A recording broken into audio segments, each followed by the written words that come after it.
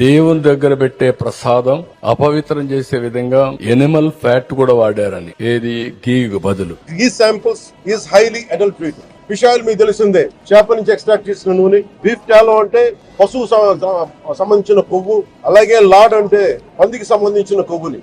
ఇవి ఎక్కువ ఉన్నాయి. పంది మాంసం ఉందని, అదే విధంగా బీఫ్ ఫ్యాట్ ఉందని, ఫిష్ ఆయిల్ అంటే చేప నూనె ఉందని చాలా స్పష్టంగా రిపోర్ట్ లో వచ్చింది. తిరుమల తిరుపతి ప్రసాదంలో జంతు కొవ్వు ఉన్నట్టు, యానిమల్ ఫ్యాట్స్ పంది కొవ్వు, జంతు కొవ్వు ఉన్నట్టు వారు ఏదైతే ప్రకటించారో ఈ రోజు అంతా కూడా అది పెద్ద అబద్ధం అనేటువంటి అసత్య ఆరోపణలు అనేటువంటిది ఈ రోజు తేలిపోయినాయి. ఈ పెద్దలు ఈ రోజు మొహం చాటేసుకునేటువంటి పరిస్థితి కనబడతా ఉంది. ఏదైతే ఆ రోజు ఎన్డీడీబీ ఇచ్చినటువంటి రిపోర్ట్స్ గానీ, లేదా ఈ రోజు సిబిఐ సిట్ వారు చేసినటువంటి పరిశోధనలో గానీ ఎక్కడ కూడా యానిమల్ ఫ్యాట్ అనేటువంటిది లేదు అనేటువంటి విషయాన్ని నిర్ధారణకు వచ్చినటువంటి పరిస్థితులు కూడా మనం చూస్తా ఉన్నాం. కర్మ అనేటువంటిది ఒక బూమరాంగ్ లాంటిది. మనం చేసినటువంటి తప్పులు మళ్ళీ తిరిగి మనకే వర్తిస్తాయి. మనం చేసినటువంటి పాపాలు మళ్ళీ మనకి ఈ జన్మలోనే అవి ఆ కష్టాలు చూపెడతాయి అనేటువంటి దానికి ఈ రోజు జరిగినటువంటి ఈ సంఘటన ఒక ఉదాహరణగా నేను తెలియజేస్తా ఉన్నా. కేవలం రాజకీయ పక్షాలే కాదు, మీడియా సంస్థలు కూడా ఏదైతే తెలుగుదేశం పార్టీ కూటమి పెద్దలు చెప్పినటువంటి విషయాల్ని వాటిని కూడా భూతద్దంలో పసుపు కళ్ళద్దాలు పెట్టుకుని చూపించినటువంటి వైనాన్ని మనం కూడా